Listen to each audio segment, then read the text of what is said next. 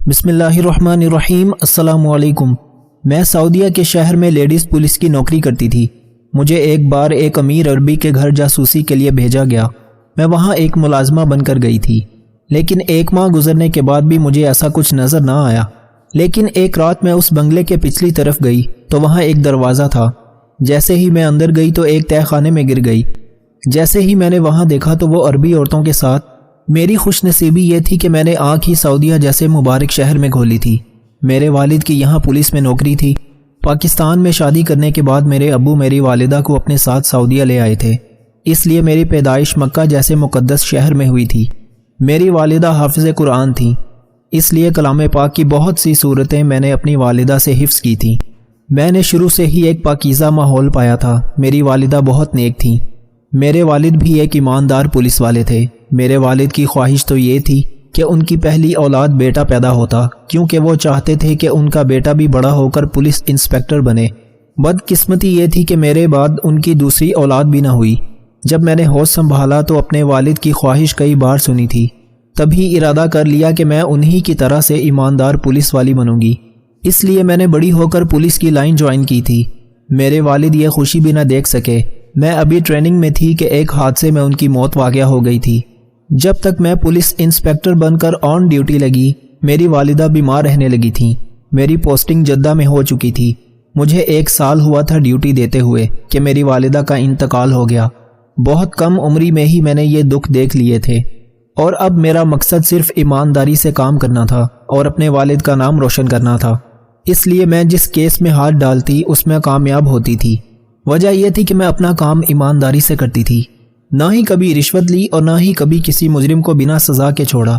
اس لیے کم سالوں میں ہی میں اپنے افسران کے سامنے اپنی قابلیت کا سکہ منوا چکی تھی۔ انہی دنوں ایک کیس میرے سامنے رکھا گیا۔ یہ سننے میں آیا تھا کہ ایک رہائشی علاقے میں ایک ایسا گروہ آباد ہے جو عربی لوگوں کا لبادہ اوڑھے ہوئے عورتوں کی اسمگلنگ کرتا ہے۔ یہ رپورٹ کی تھی، لیکن وہ گروہ نہایت ہی چالاک اور چال باز تھا کہ اب تک پکڑا نہیں گیا تھا۔ جب یہ کیس میرے سامنے ڈسکس کیا گیا تو میں نے اپنے سینئر افسران سے کہا کہ اس کیس کو آپ میرے حوالے کر دیں۔ میرے افسران کہنے لگے کہ بڑے بڑے پولیس والوں نے اپنی کوشش کر کے دیکھ لی ہے، لیکن انہیں بھی آج تک ان کے خلاف کوئی ثبوت نہیں مل پایا، اور آپ تو ایک نا تجربہ کار اور کم عمر سی انسپکٹر ہیں۔ یہ بڑا رسک ہم لوگ نہیں لے سکتے، اور اس کام میں آپ کی جان بھی جا سکتی ہے اور عزت بھی۔ میں نے کہا جب میں نے پولیس کی نوکری کو جوائن کیا تھا تو میں نے اسلامی ملک کی خاطر اپنی جان و مال اور عزت دینے کا عہد کیا تھا۔ آپ میری پرواہ مت کریں، میں اپنے مشن سے کامیاب ہو کر ہی لوٹوں گی اور پورے ثبوت کے ساتھ انہیں پکڑوں گی۔ افسران نے مجھے بہت حوصلہ افزائی دی تھی۔ میں نے کہا کہ میں وہاں پر بھیس بدل کر ایک ملازمہ بن کر جاؤں گی۔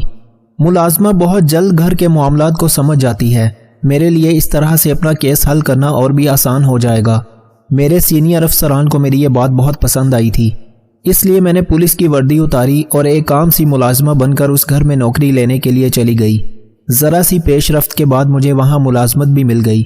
وہاں کی صفائی ستھرائی کے کام میرے ذمہ داری تھی۔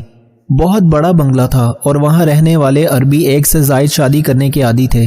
بظاہر وہ 2 بھائیوں کا بنگلہ تھا جن کی 2 بیویاں تھیں۔ میرے لیے یہ حیران کن بات تھی کہ ان کی بیویوں میں بہت اتفاق تھا۔ وہ پاکستانی خواتین کی طرح سے جیلسی کا جذبہ نہیں رکھتی تھی۔ بظاہر میں کمروں اور گھر کی صفائی کرتی، لیکن میری نظر حویلی کے خفیہ ٹھکانوں کی طرف لگی رہتی۔ پھر وہ لوگ سیکیورٹی کے معاملے میں بے حد سخت تھے۔ جب میں ان کے بنگلے میں داخل ہوتی تو میری پوری طرح تلاشی لی جاتی تھی کہ کہیں میرے پاس کوئی موبائل یا کوئی اسلحہ جیسی ایسی چیز تو نہیں۔ انہوں نے گارڈز کے ساتھ ساتھ خونخوار جنگلی کتے بھی پال رکھے تھے۔ سب سے پہلے جب ان کے گھر میں داخل ہوئی تو ان خونخوار کتوں نے مجھے سونگھا تھا۔ بے شک میں ایک پولیس والی تھی، ایک عورت کا دل بھی اپنے اندر رکھتی تھی۔ لمبے چوڑے خونخوار قسم کے کتوں کے سامنے میرا ڈر جانا فطری سی بات تھی۔ جس کام کے لیے میں آئی تھی وہ اتنا آسان نہیں تھا جتنا شاید میں سمجھ بیٹھی تھی۔ میں نے کمروں کی صفائی کے دوران کمروں کی تلاشی بڑی اچھی طرح سے لی تھی، لیکن مجھے ایسا کچھ نہیں ملا تھا۔ اس بنگلے کے اوپر کے پورشن میں مجھے جانے کی اجازت تھی کیونکہ وہ خالی پڑا تھا۔ 1 مہینہ ہو چکا تھا مجھے وہاں کام کرتے ہوئے، لیکن میرے ہاتھ کچھ بھی نہیں آیا تھا۔ میں بہت مایوسی ہو گئی تھی جب ایک دن مجھے امید کی کرن نظر آئی۔ ہم ملازمین کے لیے الگ کوارٹر بنائے گئے تھے، ہم لوگ وہیں رہتے تھے۔ ایک بار میں نے اس عربی کی گاڑی میں ایک حسین لڑکی کو آتے ہوئے دیکھا جو بے حد حسین تھی۔ لیکن اتنی ہی ڈری ہوئی بھی تھی۔ میں چوکنی سی ہو گئی۔ میری نظر اب اس لڑکی پر تھی جو بے حد گھبرائی ہوئی تھی، چہرے سے ڈری سہمی سی تھی۔ اسے مہمان کہہ کر اس عربی کی بیوی نے مجھ سے متعارف کروایا تھا، لیکن عجیب بات یہ تھی کہ وہ عربی کی بیویاں ویسے تو اٹھ کر ایک گلاس پانی بھی خود نہیں پیتی تھیں، لیکن میں حیران تھی کہ وہ اس لڑکی کو کھانا پانی اور ضرورت کی ہر چیز ملازمہ کی بجائے خود دینے جاتی تھی۔ یہاں تک کہ مجھے بھی اس کمرے میں صفائی کرنے کا حکم نہیں تھا۔ مجھے پورا یقین ہو چکا تھا کہ وہ لڑکی اغوا کی گئی ہے، لیکن میں کیسے اس تک پہنچ سکتی تھی؟ رات کے 9 بجے ہمیں کوارٹر میں بھیج دیا جاتا تھا۔ ان کے گھر کے اندر 9 بجے کے بعد کیا ہوتا تھا میں بالکل نہیں جان پاتی تھی۔ میں نے بہت چاہا کہ اس کی بیویوں کا اعتماد جیت سکوں، وہ مجھ سے کوئی نہ کوئی بات کریں، لیکن وہ عورتیں ملازموں کے ساتھ کوئی بات نہیں کرتی تھیں سوائے کام کی بات کے۔ میرا دل اب بے چین سا ہونے لگا تھا۔ میں رات کو اپنے کوارٹر سے باہر آ گئی۔ اس کمرے میں ایک کھڑکی باہر کھلتی تھی۔ میں نے سوچا کہ میں کیوں نہ اس کھڑکی کو کھول کر دیکھوں، شاید وہ کھڑکی کھل جائے اور میں یہ دیکھ سکوں کہ وہاں ہو کیا رہا ہے۔ میں اس کمرے کی کھڑکی کے پاس بڑے محتاط انداز سے پہنچی تھی، لیکن وہ لوگ بہت تیز اور چالاک تھے۔ کھڑکی اندر سے لاک تھی۔ میں بہت مایوسی ہو گئی تھی۔ اس سے پہلے کہ میں واپس لوٹتی، مجھے اس کمرے میں کچھ سائے سے نظر آئے، کچھ آوازیں بھی آنے لگیں، لیکن وہ عجیب و غریب قسم کی زبان میں بات کر رہے تھے۔ نہ وہ عربی تھی، نہ اردو اور نہ انگریزی، نہ جانے کون سی زبان تھی جس میں وہ بات کر رہے تھے۔ پھر مجھے اس لڑکی کی سسکیاں سنائی دی تھیں، لیکن وہاں میرے رکنے کا مقصد کچھ نہ تھا، کیونکہ مجھے یہ نہیں معلوم تھا کہ ان کے بیچ میں بات چیت کیا ہو رہی ہے۔ میں واپس پلٹنے لگی تو میرے قدم اس کی آواز سے جکڑے جا چکے تھے۔ وہ اردو زبان میں بول رہی تھی، خدا کے لیے مجھے چھوڑ دو، میں نے تم لوگوں کا کیا بگاڑا ہے؟ وہ لڑکی روتے ہوئے کہہ رہی تھی۔ میں واپس وہاں اس کھڑکی کے پاس آ گئی تاکہ اور باتیں بھی سن سکوں، لیکن پھر کمرے کا دروازہ کھلا اور اس لڑکی کو شاید کمرے سے باہر لے جایا جا رہا تھا۔ اب اس کی آوازیں گم ہونے لگی تھیں، جیسے اب وہ کمرے میں نہ تھی۔ میں یہی سوچ رہی تھی کہ شاید وہ لوگ اس لڑکی کو اوپر کے پورشن میں لے کر گئے ہوں گے جب جھٹ سے کھڑکی کھلی تھی۔ میری تو جان ہی نکل گئی تھی۔ میں فوراً سے دیوار کے ساتھ لگ کر نیچے اپنا سانس روک کر بیٹھ گئی تھی۔ وہ اس عربی کا چھوٹا بھائی تھا، جسے شاید یہ شک ہوا تھا کہ کھڑکی کے باہر کوئی موجود ہے، اس لیے وہ اب دائیں بائیں دیکھ رہا تھا، لیکن میں بالکل دیوار کے ساتھ لگی کھڑی تھی۔ اس کے بعد کھڑکی بند ہو گئی تھی۔ میں نے اپنے سینے پر ہاتھ رکھ کر اپنا رکا ہوا سانس بحال کیا تھا۔ اس کے بعد میں نے اپنے کوارٹر کا رخ کیا تھا۔ جلدی سے میں اپنے کوارٹر میں آ کر لیٹ گئی، کیونکہ اگر کسی کو یہ شک ہو گیا کہ وہاں کوئی موجود تھا تو وہ لوگ ضرور وہیں پہنچیں گے، اور ایسا ہی ہوا تھا۔ چند منٹ بعد ہی قدموں کی چاپ مجھے اپنے کوارٹر سے آگے جاتی ہوئی سنائی دی، وہیں کھڑکی کے پاس جہاں میں کچھ دیر پہلے کھڑی تھی۔ اس کے بعد مجھے اس جگہ کتے بھونکنے کی آوازیں آنے لگیں۔ ان کتوں کے تصور سے ہی مجھے خوف سا آنے لگتا تھا، کیونکہ وہ کافی لمبے چوڑے خون خوار کتے تھے۔ میرا دل اس وقت بڑی زور سے دھڑک رہا تھا۔ میں سونے کی کوشش کرنے لگی۔ میں تو سمجھی تھی کہ بات یہیں ختم ہو جائے گی، لیکن ایسا نہیں ہوا۔ دوسرے ہی دن سب ملازمین سے یہ پوچھا گیا کہ رات کو اپنے کوارٹر سے کون نکلا تھا۔ اس سوال نے میرا حلق خشک کیا تھا، لیکن سب ہی انجان بنے ہوئے تھے۔ وہ شاید ان لوگوں کے سخت رویے کو جانتے تھے، اس لیے 9 بجے کے بعد کوئی بھی اپنے کوارٹر سے باہر نہیں نکلتا تھا۔ وہ عربی بڑے غضبناک لہجے سے ایک ایک کے پاس آ کر پوچھ رہا تھا۔ جیسے جیسے اس کے قدم میری جانب بڑھ رہے تھے، میرے دل کی دھڑکنیں یوں تھیں جیسے میرے کانوں میں زور زور سے گونج رہی ہوں۔ وہ عربی میرے پاس آ کر کھڑا ہو گیا، مجھے غور سے دیکھنے لگا۔ جتنی دیر وہ میرے پاس کھڑا تھا، اس کی نظریں میرے لیے ایک امتحان بنی رہیں۔ پھر وہ آگے بڑھ گیا۔ اس کے بعد سے پہرے داری میں اور بھی سختی آ گئی تھی۔ کافی دن بعد مجھے اس کمرے کی صفائی کا کہا گیا جہاں وہ لڑکی ٹھہری تھی، لیکن آج وہ کمرہ خالی تھا۔ کمرے کی چادر بری طرح سے بکھری ہوئی تھی اور کمرے میں ایک عجیب قسم کی بو تھی۔ میں نے پردے کھڑکی کے پاس سے ہٹا دیے اور بیڈ کی چادر بچھا کر جھاڑو دینے لگی۔ جب میری نظر کچرے کی باسکٹ پر پڑی، اس کے اندر انجیکشن کی خالی سرنج اور اس کے اندر ٹوٹے ہوئے انجیکشن دیکھ کر میں نے فوراً سے وہ باہر نکالے اور پڑھنے لگی کہ وہ انجیکشن کس کام کے لیے استعمال ہوتے ہیں۔ وہ نیند کی ہیوی ڈوز تھیں، جن کے لگتے ہی بندہ چند سیکنڈ میں بے ہوش ہو جاتا ہے، پھر اسے 24 گھنٹوں سے پہلے ہوش نہیں آتی۔ میں نے اس باسکٹ کے اندر مزید چیزوں کو دیکھنے کی کوشش کی تو جلے ہوئے سگریٹ تھے۔ اس کے بعد جو میری آنکھوں نے دیکھا مجھے ایک اذیت سے دوچار کر گیا۔ ایک سگریٹ پر خون لگا ہوا تھا، جسے یقیناً اس لڑکی کے بازو پر جلتا ہوا لگایا گیا تھا۔ اس کے زخم سے رسنے والا خون سے وہ سگریٹ بجھ گیا ہو۔ میری نظروں کے سامنے وہ لڑکی نظر آنے لگی، ڈری سہمی معصوم سی لڑکی۔ میں نے وہ سب چیزیں واپس رکھ دیں، کمرے کی صفائی کی اور باہر آ گئی۔ لیکن مجھے یہ بات بھی پریشان کر رہی تھی کہ آخر وہ لڑکی گئی کہاں۔ ایک بار دونوں عربی گھر پر موجود نہ تھے۔ ان کی بیگمات بھی دوپہر کا کھانا کھاتے ہی اپنے کمروں میں چلی گئیں۔ کچن میں کام کرنے والی باورچن بھی آرام کرنے کی غرض سے اپنے کوارٹر میں چلی گئی، لیکن میرے دماغ سے تو وہ لڑکی ہی نہیں جا رہی تھی جس کے بارے میں میری مالکن نے یہ بتایا تھا کہ وہ واپس جا چکی ہے۔ اس لیے میں اوپر والے پورشن میں آ گئی۔ وہاں جتنے بھی بند کمرے تھے، میں نے آہستہ آہستہ ان سب کمروں کو دیکھا۔ سب کمرے ہی لاک تھے۔ میں نے ان کمروں کی کھڑکیوں کو کھولنے کی کوشش کی تو ایک کمرے کی کھڑکی کھل گئی۔ وہ کمرہ خالی تھا۔ میں اس کمرے میں آ گئی۔ وہ کمرہ کسی اسٹوڈیو کی طرح سے سجا ہوا تھا، جہاں ایک سٹینڈ میں کیمرہ لگا ہوا رکھا تھا اور ایک سنگل بیڈ تھا۔ باقی سارا کمرہ خالی تھا۔ میں اس کیمرے کے پاس آ گئی۔ میں نے جب کیمرے کو آن کیا تو جو شرمناک ویڈیو اس لڑکی کی بنائی گئی تھی، میں نے وہ کیمرہ بند کر دیا۔ اس کیمرے کی وجہ سے مجھے یہ تو معلوم ہو ہی چکا تھا کہ وہ لوگ لڑکیوں کو غیر قانونی طریقے سے یہاں لا کر ان کی شرمناک ویڈیو بنا کر انہیں دوسرے ممالک میں اسمگل کرتے ہیں، لیکن میں یہ نہیں سمجھ پائی تھی کہ وہ لڑکیوں کو چھپا کر کہاں رکھتے ہیں۔ میں اس کمرے سے باہر آ گئی، واپس نیچے پہنچ گئی۔ ابھی تک میں اس جگہ نہیں پہنچ پائی تھی جہاں ایسی لڑکیوں کو رکھا گیا تھا۔ میں بے حد پریشان سی ہو کر رہ گئی تھی کہ ان لڑکیوں تک پہنچ کر انہیں بچا سکوں۔ ایک بار میں نے رات کے وقت اپنے کوارٹر کے باہر قدموں کی چاپ سی سنی تھی، جیسے وہاں سے چند لوگ گزرے ہوں۔ میرے کان ان آوازوں پر کھڑے ہو چکے تھے۔ میں اپنے کوارٹر کے دروازے کے پاس کھڑی تھی۔ میں نے ذرا سا دروازہ کھولا تو چند لڑکیوں کو گارڈ وہاں سے لے جا رہے تھے۔ لڑکیوں کے ہاتھ پیچھے کر کے باندھ رکھے تھے۔ ان کے منہ پر بھی پٹی باندھی ہوئی تھی تاکہ ان کی آواز کوئی سن نہ سکے۔ اس وقت میرا کمرے سے باہر نکلنا خطرے سے خالی نہ تھا، لیکن میں یہ سمجھ گئی تھی کہ یقیناً پچھلی جانب ہی کوئی ایسا خفیہ کمرہ موجود ہے جہاں لڑکیوں کو رکھا جاتا ہے۔ اگلے روز صبح کو میں اس پچھلے حصے میں پہنچ گئی، لیکن یہاں پر گھنے درختوں کے علاوہ اور کچھ نہ تھا۔ میں نے بہت کوشش کی کہ شاید وہاں پر کوئی تہہ خانہ یا کوئی کمرہ موجود ہو، لیکن ایسا کچھ نہ تھا۔ 2-3 دن میں پیچھے کے حصے میں چلی جاتی، لیکن ایک بار ایک دیوار پر میرا ہاتھ جا کر ٹکرایا، لیکن وہ دیوار سیمنٹ کی نہیں تھی۔ میں نے اس لکڑی کی دیوار کو دائیں بائیں کرنا شروع کیا تو میری حیرت کی انتہا نہ رہی۔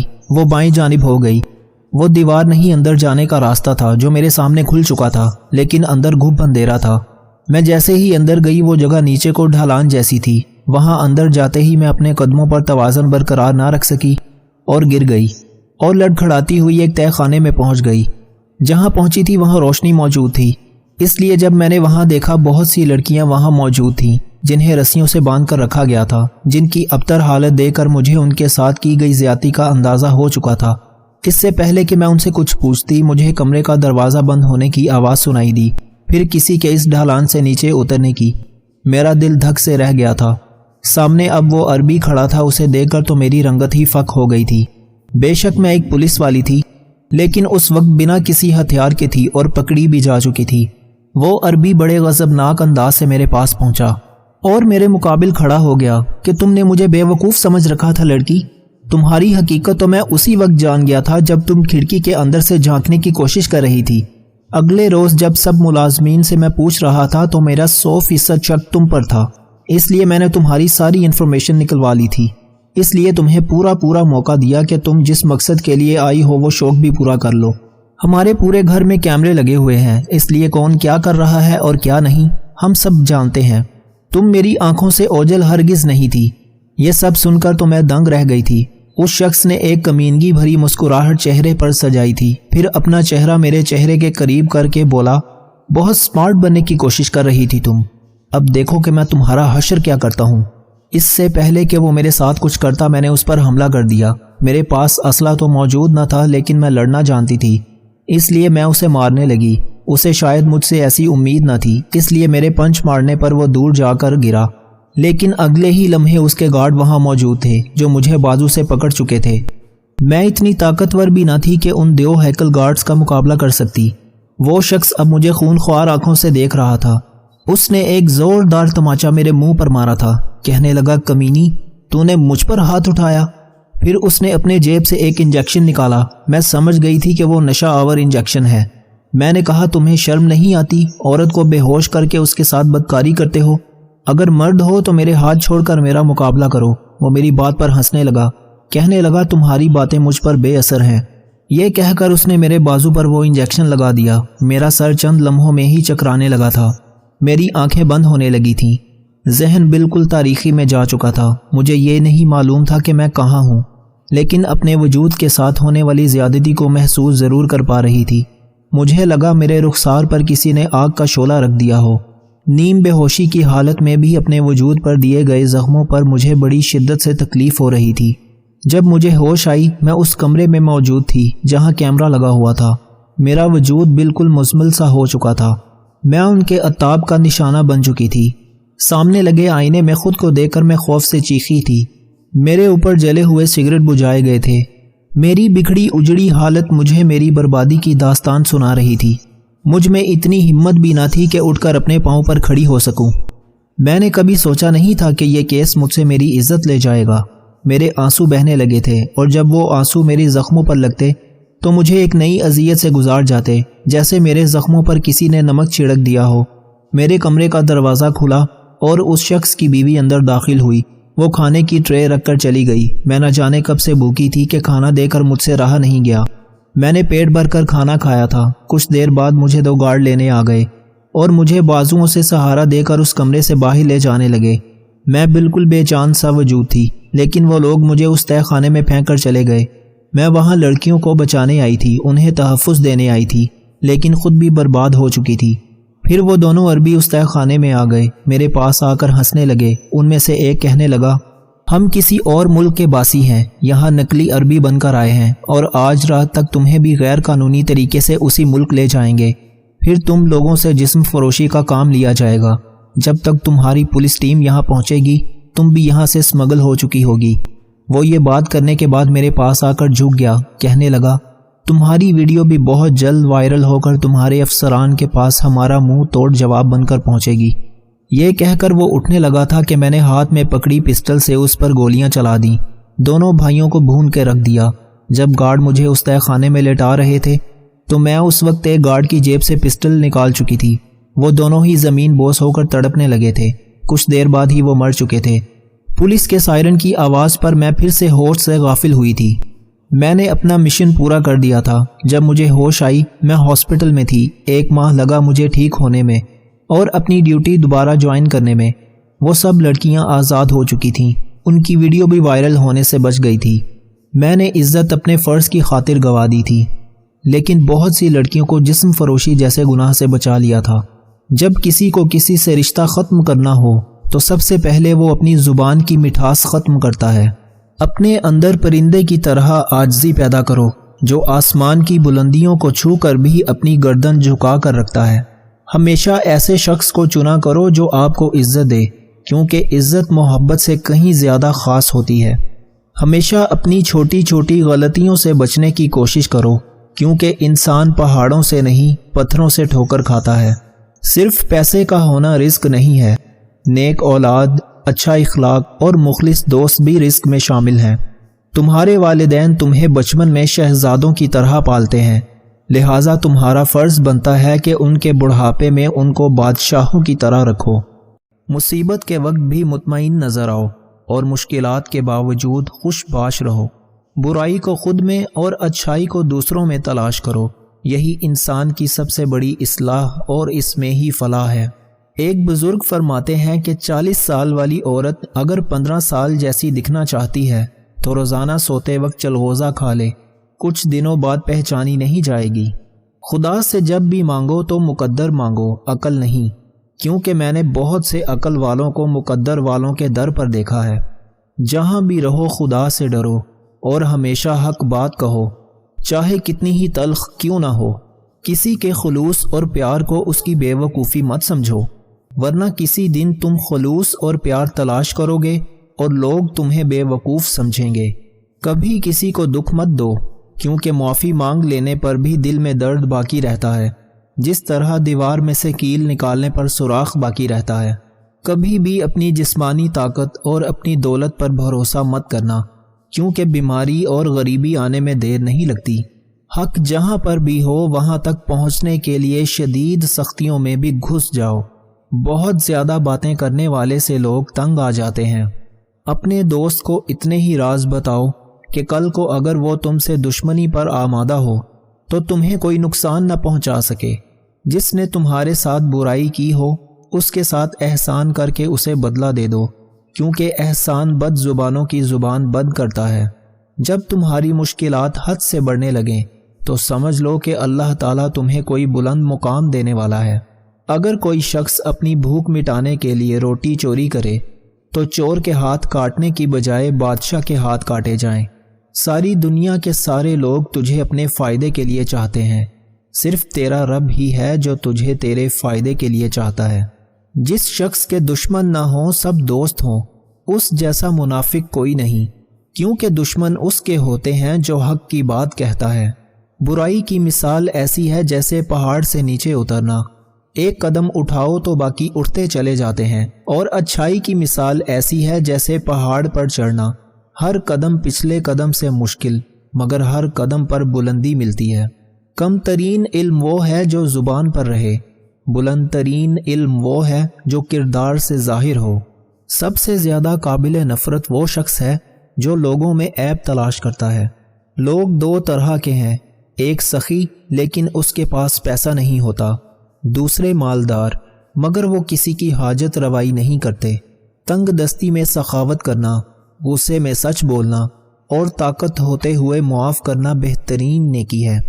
مجھے مایوس ہونے والے شخص پر تعجب ہوتا ہے جب کہ اس کے پاس استغفار کی قوت موجود ہو۔ بات تمیز سے اور اعتراض دلیل سے کرو، کیونکہ زبان تو حیوانوں میں بھی ہوتی ہے مگر وہ علم اور سلیقہ سے محروم ہوتے ہیں۔